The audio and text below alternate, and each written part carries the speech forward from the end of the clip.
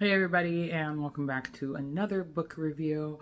I am super behind on books. I was finishing out a leadership course, and it kind of took over my life, all in a good way. I feel super relieved and better as a person. That said, I still got to get back to my reading. Um, this week's reading was Oliver Twist by Charles Dickens, which was actually the book for April's book club. And I really enjoyed reading it. I've seen a bunch of different versions of Oliver Twist, like story wise and such, and I've always kind of liked the story, but I always felt like the story itself was rushed, and so it was really nice to hear the whole thing. That said, there was a lot going on in the book. Like, there's so many characters, and it's hard to keep track sometimes of like who is who. And It was just it was a lot. There was a lot of things going on. But that said, I really did enjoy the book. I give it like a 4.5 out of 5. I didn't like that there were so many characters, and I know back in the day authors were paid very differently, and so I think some of it had to do with like I get paid more if I write more, but there were just some parts of the story that I'm like, do we really need this piece? Is it really going to be helpful in the end or in the long run? And the answer was no.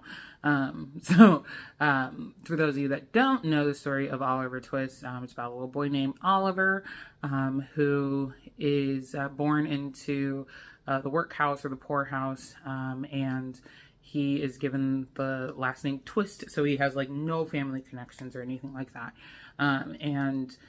It's just about what happens for his first like 8 to 10 years of his life being in this workhouse, being very poor, and then him running away to London and falling in with the wrong crew, the wrong group, and there's just a lot going on. Like I was so glad that I finally got to read it, because like I did not know that in the book Oliver gets shot. Like this poor baby got shot. Like, oh no. When I got to that part, I was like, wait, that's never been in any version. The kind of evil guys, Fagin and Sykes, just like are real awful. It was also just interesting to read something from the time period that I spent a lot of time in, so the 1830s.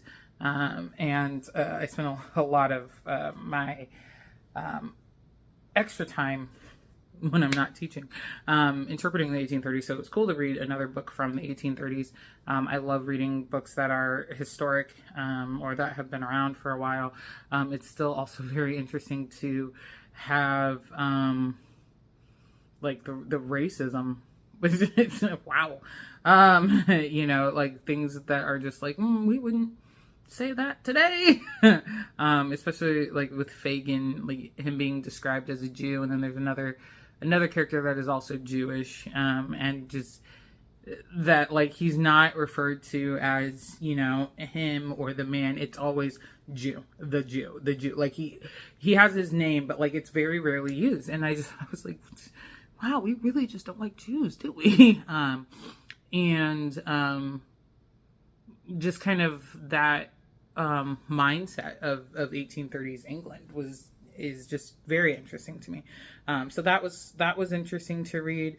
I also did do a little bit of audiobook with this one, with narrated by Jonathan Pryce, and we love Jonathan Pryce as an actor anyway, so to have him like doing all the voices just really put it into perspective, set things really nicely for me. So I enjoyed that part. So yeah, that is Oliver Twist. Again, 4.5 out of 5. I did really like it, just because it's always cool to read a story that like you've grown up hearing about or watching the movies. And so it was nice to kind of get a different spin on that. But like also it was a very long book. It was just very, very long. And I read part of it in Spanish. Whew. So like, yeah, a lot going on there. But yeah, So there you have it, Oliver Twist. Thank you as always for watching. I know several of you guys are very upset because I don't post as frequently or as regularly as what you or I would like. But you know, I'm really doing this more for me to share my love of reading with people. And so I apologize if some folks are, you know, like sitting there waiting for the video to drop and it's not dropping as quickly as you like. But this is really more about me and sharing my love with you all. And so when I get something done, I share it. So I apologize that it's been a little delayed, but we are back in the saddle. So there you have it. And as always, please continue to comment books. I know the Met Gala was recently, and somebody posted a Instagram thing about like each dress or outfit that people were wearing at the Met Gala matched to a book cover. So I wrote all of those down. Some of them I probably won't read because they just didn't sound interesting. But there's definitely some in there that I've now added to the list. And like I said, I did a huge bookshop over my spring break. So I've got all those books to read as well.